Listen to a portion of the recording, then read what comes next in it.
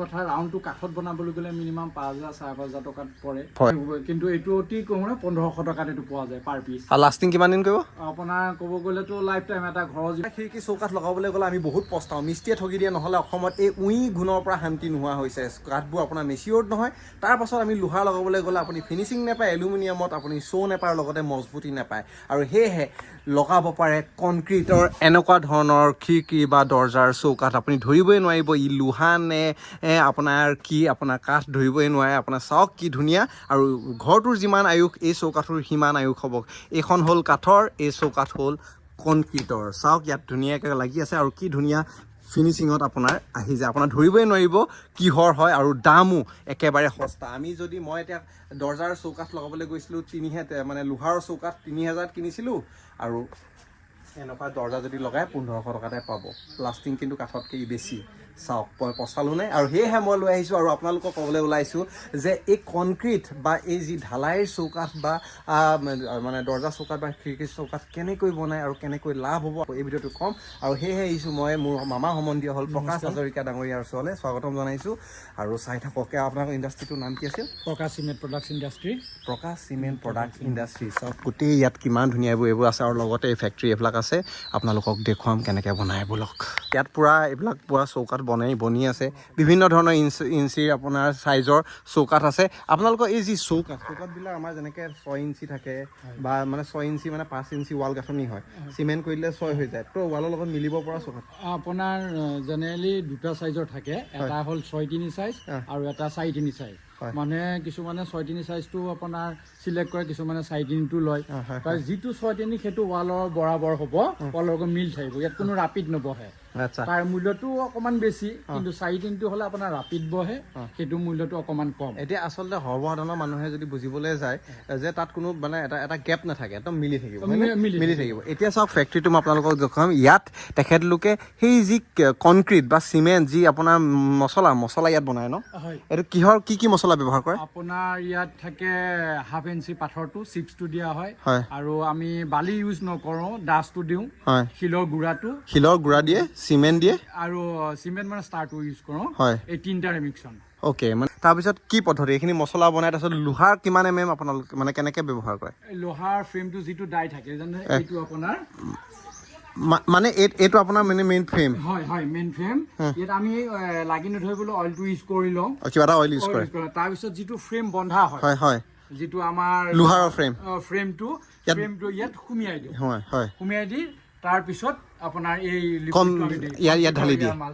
আৰু ই হৈ উঠাৰ পাছত আপোনাৰ এইটো মানে আপোনাৰ আজি খোলা হৈছে ন এইটো? আৰু ইয়াত আপোনাৰ কব্জাবিলাক 3 ইঞ্চি কব্জা লাগিব। ইয়াত 3 ইঞ্চি খিৰিকীত 3 ইঞ্চি, আৰু আপোনাৰ দৰ্জাত 4 ইঞ্চি। আৰু ঠিক তেনেধৰণে কোনোবাই ৰাউণ্ড ফিগাৰৰ যে দিব বিচাৰে তেতিয়া সেইটো দিব পাৰে। এইটো যেনে আপোনাৰ দুৱাৰৰ ওপৰত ইউজ কৰে, আৰু খিৰিকীটো ব্যৱহাৰ কৰিব পাৰে। আচ্ছা। আৰু এইটো যদি আমি এটা ডাঙৰ কথা ৰাউণ্ডটো কাঠত বনাবলৈ গ'লে মিনিমাম 5,000 5,500 টকাত পৰে। হয়, কিন্তু কাঠতো আজিকালি মেচিয়ৰ্ড কাঠ পাবলৈ নাই, সকলোৱে জানে, কিন্তু এইটো অতি কমে 1,500 টকাত এইটো পোৱা যায় পাৰ পিচ। আৰু লাষ্টিং কিমান দিন কৰিব? আপোনাৰ ক'ব গ'লেতো লাইফ টাইম এটা ঘৰৰ যিমান হয়। চাওক, তো যিটো বস্তু আপোনাৰ কাঠত কিমান দাম আৰু ইয়াত কনক্ৰিটত কিমান দাম। কাঠত আয়ুসটো সি সোনকালে ছেটআপ ইণ্ডিয়া লিমিটেড হ'ব, আৰু ইয়াৰ বহুত দিন জিলিকি থাকিব। আহক মামা, আৰু চাম দৰ্জাৰ কেনেকুৱা ধৰণৰ চাওক। কাঠবোৰ ইয়াত মানে যেতিয়া উলিয়াই দিয়ে, তাত এইখনৰ নিচিনাকৈ এনেকৈ হৈ যায়, তাৰ ফ্ৰেমবোৰ যেতিয়া আঁতৰাই দিয়ে, তাৰপিছত মামা এইটো কি হয়? এইটো পুখুৰী আপোনাৰ ইয়াত কিউৰিং কৰিবৰ কাৰণে। কিউৰিং মানে আমি পানীত জুবাই ৰাখোঁ, মানে টাইট মজবুতি কৰিব কাৰণে। তেতিয়া আপোনাৰ যদি আপুনি ডাইৰেক্টলি দি দিয়ে তাৰ ষ্ট্ৰংনেছ নাপাব, পানীত কিউৰিং কৰিবই লাগিব এইটো বস্তু। আৰু এই চৌকাঠবিলাক আপোনাৰ যদি ইয়াৰ পৰা নিয়ে কিবা একদম গাৰাণ্টি, মানে একদম একো নহয়, ভাঙি নাযায়? একো নাই, ভাঙি গ'লেতো বেলেগ মানুহে কোনে লগাব? যদি মই ডেলিভাৰী দিব যাওঁতে ভাঙে, মানুহে কোনো কাৰণ লগাই দিয়াৰ পিছত এইটো নাভাঙে আৰু কথা নাই। গুৱাহাটী কওক, আপুনি লখিমপুৰলৈকে মই মাল চাপ্লাই দিছোঁ, ইয়াত ভঙা কোনো আজিলৈকে ৰেকৰ্ড নাই ন? 9 বছৰ হ'ল। কিমান বছৰ হ'ল? 9 বছৰ। 9 বছৰৰ পৰা আপুনি চলাই আছে? চলাই আছোঁ। আৰু এই চাওক, ইয়াৰ কব্জাৰ কাৰণে একদম ধুনীয়া ফিনিচিঙত ফুটা আছে, চিটকানি লগাবলৈ, ৰেলিং লগাবলৈ, ইয়াত স্ক্ৰুপ লগাবলৈ আছে, গ্ৰিলৰ কাৰণে, সেইটোৱে গ্ৰিল কাৰণে, বা এইটো 3 ইঞ্চি কব্জা চাইজত ধুনীয়াকৈ বহাই থোৱা আছে, সকলো ফেচিলিটি ইয়াত দিয়া আছে। চাওক, আৰু এইটো এটা তেনেকে খিৰিকী 6 ইঞ্চি 6.3 6.3 সিঙ্গেল পাল্লা ছিংগল পাল্লা ন 4 পাল্লালৈকে পাব আপুনি 4 পাল্লা হয় সিঙ্গেল পাল্লা পৰা 4 পাল্লালৈকে পাব আচ্ছা মানে ছিংগল ডাবল ট্ৰিপল আৰু 4 পাল্লা আচ্ছা 4 পাল্লা আৰু হাইটটো কিমান 5 ফুট আছে 5 ফুট হাইটটো হয় আৰু তাতকে চাপৰো খিৰিকী আছে 1 মিটাৰ আছে আপোনাৰ কিচেনৰ কাৰণে বা বেক চাইডৰ কাৰণে হয় হয় হয় হয় এতিয়া ক'বলৈ গ'লে চাওক পুৰা বিভিন্ন ধৰণৰ বিভিন্ন হেৰিত আছে আচলতে মানুহে কি হয় এই আমাৰ যেতিয়া প্ৰথমতে কাঠ দিয়ে কাঠৰ পিছত খুব মানে যেতিয়া ঘূনে খায় আমাৰ নেক্সট অপশ্যনটো কি ভাবে জানে কাঠটো আকৌ পটককৈ নাভাবে লোহা বা এলুমিনিয়াম ভাবে কিন্তু এলুমিনিয়ামত সেই শ্ব'টো নাহে নাহে ঘৰ হ'লে আপোনাৰ কেতিয়াও সৌন্দৰ্য নাহে বা আপোনাৰ এই যিটো আপোনাৰ জোৰ সেইটো জোৰটো নাপায় লোহা কৰিলেও আপোনাৰ চাব মামৰে ধৰিব বা আপোনাৰ বা ফিনিচিংটো নাহে দৰ্জা এইখন মাৰিলেও আপোনাৰ শান্তি নাপাব ঘৰত কেতিয়াও সৌন্দৰ্য নাহে লোহাটো স্কুল কলেজৰ কথা বেলেগ কথা কিন্তু ঘৰত আপোনাৰ নৰ্মেলি কাঠেই লগাই বা এনেকুৱা আচ্ছা এতিয়া এই বস্তুটো যিটো এতিয়া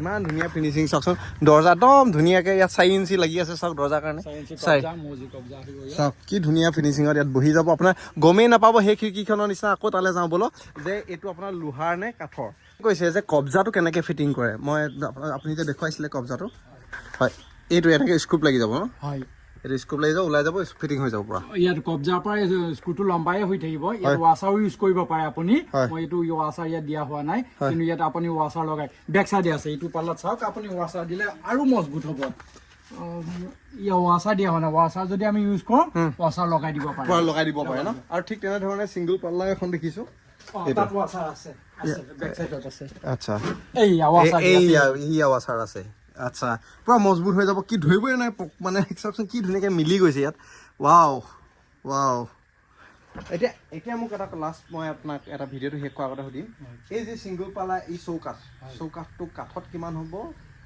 আৰু এই পকাত আপোনাৰ কিমান হ'ব আমি 4 পাল্লাৰ হিচাপে দিওঁ বাৰু ছিংগল পাল্লা মই কৈ আছোঁ 4 পাল্লা এখনত 6.3 হ'লে আপোনাৰ 5,300 টকা বিক্ৰী কৰা ৰেট আৰু যে সেইটো যদি আমি কাঠত বনাবলৈ যাওঁ আপোনাৰ মিস্ত্ৰীৰ সৈতে মিনিমাম 7,500 8,000 টকাত পৰিব কোনো গেৰেণ্টি নাই হয়তো আপোনাৰ 5 মাহৰ পিছতো ঘূনে খাব পাৰে বা এবছৰৰ পিছতো যাব কিন্তু এইটো লাইফ টাইম বস্তু আৰু দৰ্জা চৌকাত কিমান হ'ব দৰ্জা চৌকাত তাত 6.3 1950 4.3 1600 টকা চাওকচোন আপুনি যদি লোহাৰ ফ্ৰেম এটা যদি বনাবলৈ যায় ন এই ইমানটি 3,500 মান টকা পৰে মই নিজে লগাইছোঁ সেইটো মই যদি জানিলোহেঁতেন মই আপোনাৰ পকা নিলোহেঁতেন বাই গড চিৰিয়াছলি আৰু কোনো মানে কোনো টেনশ্যনে নাই আৰু অসমৰ যোন জেগাতে মই ডেলিভাৰী দিম যোন জেগাতে হওক ডেলিভাৰী চাৰ্জটো অলপ এক্সট্ৰা দিব লাগিব আৰু যদি খুব বাল্কত বহুত হিচাপত নিয়ে তেতিয়া ডেলিভাৰী ফ্ৰী হ'ব তো এইটোৱে আপোনালোকক চাওক ভিডিঅ'টো মেইন উদ্দেশ্য এইটো নাছিল যে মই এখেতৰ যি কাৰখানাখন আপোনালোকৰ আগত দাঙি ধৰা